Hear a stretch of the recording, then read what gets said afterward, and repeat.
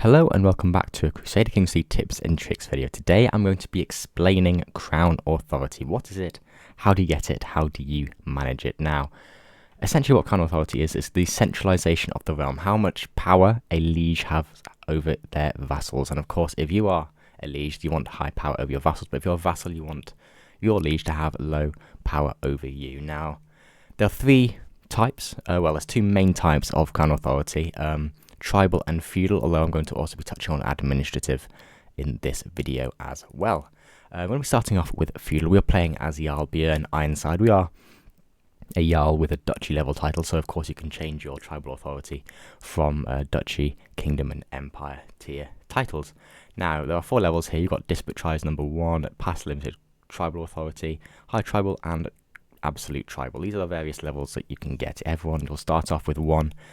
Especially in this start date. If we have just a quick look at what it actually does, here we can see it gives vassal opinion plus 5, plus 10, plus 10, and then belligerent minus 15, and then characters cannot be imprisoned. If you're a ruler, this is awful. This is basically saying the vassals underneath you have quite a high amount of power. You can't even imprison them, so of course they're going to have quite a high opinion of you, although belligerent vassals kind of respect authority and centralization, so they kind of want more Crown Authority. If you go up to level 2, you can see it's changed a little bit. The vassal opinion is a little bit lower for most of them, because you are, as a ruler, having more authority, more centralization, as you can establish tributaries, but importantly, you can also imprison them. I know, how crazy.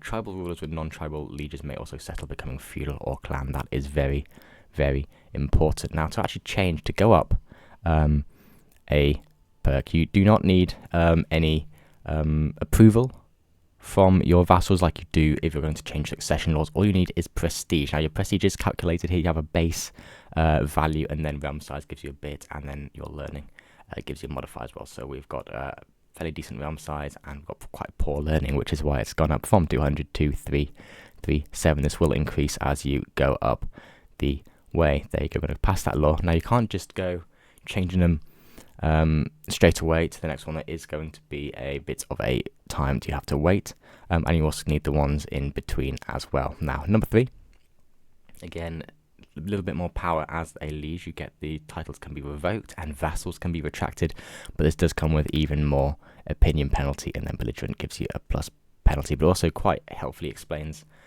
what you can see down here, and you can see the cost here has gone up even more for the cooldown breaking time.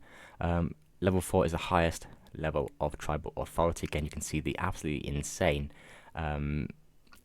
penalties to opinion modifiers. You've got a glory hand minus 40, minus 40, minus 30, minus 50, and belligerents absolutely love you, plus 25. Now, and the unique bonus here is independent tribal rulers may settle, becoming feudal or clan. Now, with the decision here, if you are feudal, you get the adopt feudal ways. If you are tribal, you get adopt feudal ways, and you have to have the absolute tribal authority law to get that. So that can almost be one of the hardest things to get, unless, of course, you have a liege who is feudal, and then you can basically do that a lot easier as a feudal character.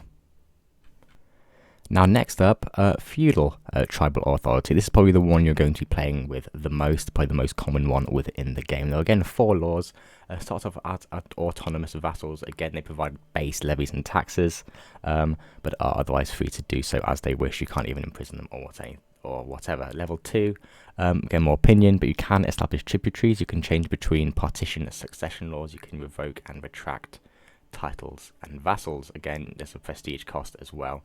For level 3, again, we see now a base tax contribution and levy contribution modifier of 10%. Absolutely huge, to be honest, when you're playing. Again, more modifiers for opinion, penalty with belligerent, a buff, and then here you go. You've also can change between all available succession laws, and vassals cannot wage war against other vassals unless they use a hook on their liege, and then vassals' titles cannot be inherited by the characters outside the realm, and all vassals who refuse title revocation or vassal retraction are considered criminals, as well as the previous level 1. So this is probably quite a big jump, and very much is, if you are a vassal underneath a liege and they pass high crown authority, you'll need a hook on your liege to declare war. That's quite a big thing if you want to conquer other territory throughout your liege's land.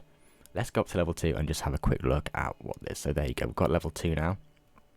we cannot, because we've only recently changed it, there is a cooldown of about 20 years, as well as, of course, a prestige cost as well. But again, if we just compare the two, you got here, you got your 10% and just a lot of differences. Now to level 4 is even much. Of course, you need the one previous.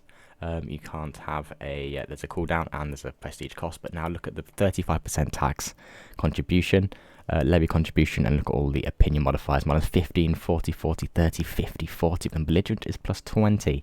Vassal cannot wage war unless you use a hook on the liege, and well, that's what same from the last one. But rulers can designate their heir is probably the big one there. So to be honest, this high crown authority, absolute crown authority, there isn't a huge amount of difference other than money and designating heir. Is it almost worth it? Not particularly, to be honest, not particularly. Now, in order to unlock each level of crown authority, you have to go to your research tab. In innovations, early medieval, you'll start off here with, where are you? Plenary assemblies, here we go. In the early medieval, you get limited crown authority, which is level 2. In tribal, oh no, hang on, no, that's in tribal, you get level 2. Of course, you always start off with level 1. In early medieval, you get royal prerogative, which gives you high and absolute. Now, to get to early medieval, you can unlock that from the year 900. We, as the Polish, managed to get to there at 950, and we have unlocked that. So, if you're playing in the 1066 start date, well, Czechs have it, Palabians don't, Franconians do, Bavarians don't, Cisalpine don't, French do, Normans do. A lot of the main cultures have that research already unlocked. So if you're playing as a vassal, you may have to watch out as your liege. If they have prestige, that's all they really need. So Philippe could just pass it right now if he wanted to, and you could be stuck not being able to declare any wars on your fellow vassals. That's kind of the biggest thing there. Now, in terms of managing it, the opinion modifier is probably the most important thing here, because although you do not need positive opinion, powerful vassal approval to change it, it can certainly be a bit of a hindrance, especially if you go to the higher ones that we'll look at the minus 20s and the minus 40s and 50s here on your vassals, especially if you're a new ruler or of low legitimacy with some already like short reign debuffs. As it is, our subjects, if they don't like you, they're going to like you even less. As you can see here, we've got limited crown authority. This guy is a belligerent vassal, so it's only minus 5 opinion penalty, while Count Jan, he is a parochial vassal, so his limited crown authority is minus 5 as well. Okay, cool. But if we go to someone else, you don't like us even more because, okay, you don't count apparently. Fine, we'll take that. We'll absolutely take that. But the opinion modifier is huge. I think being able to get at least level 2 is the most important thing, because that means if people rebel against you, you can imprison them, you can revoke their titles and their vassals. So because if they're on level 1, they will just, you know, if you can't even do that without an opinion penalty from everyone else in your realm. Now for the third type of realm is administrative crown authorities. We go up here, we are currently as Byzantines in 867, we already have level 2. We look at level 1, past decentralized realm, look at the opinion modifiers. However, vassal titles cannot be inherited by characters outside the realm, so a little bit different, but again, the opinion penalties are very similar. We have just got level 2. Again, vassal limit here is applied plus 100, absolutely huge. Opinion penalties, even belligerent though, minus 5. Vassal tax already though, for plus 5 for only administrative vassals, can establish tributaries, can do partition succession laws. Titles can be revoked and retracted. Non-administrative vassals cannot wage war against the vassals unless they lose a hook on their liege. Quite interesting if you've got non-administrative vassals. If you got to level 3, this is where you need kind of the cooldown is still cooling down. We also need the royal prerogative innovation, and you need a prestige. The vassal limit goes up, the opinion penalty goes up and down. Here we also get republican tax contribution, as well as administrative vassal tax contribution as well. Rules can change between all succession laws, and all vassals who refuse titleification or vassal retraction are considered criminals. So yeah, you're getting a bit more power over your vassals here, which, I mean, some of the orders have been switched around from the last previous feudal and tribal, but you know, it's still the same thing.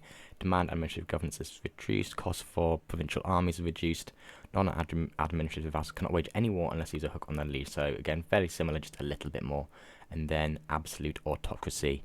Again, you need all of the laws beforehand, the recently changed and the innovations, but you've got the vassal limit plus 400, insane, I know.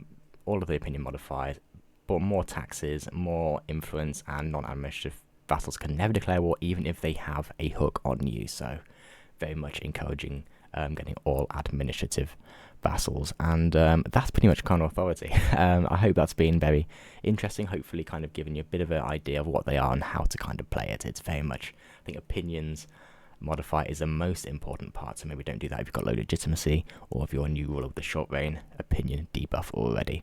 Very much look at what kind of subjects you have and what kind of vassals they are. If you just go to subjects here, see this guy's a zealot, this guy's a zealot, this guy's parochial, this guy's belligerent. It's very easy to see what they have. So maybe you're a new ruler, might not be worth pushing the boat out too much. But I'm going to end this video here. If you've got any questions, please let me know in the comments down below and I will be having a look. And I hope this has helped. I hope you found it interesting. Thanks very much for watching. If you have enjoyed, please subscribe to the channel and I will see you in the next one.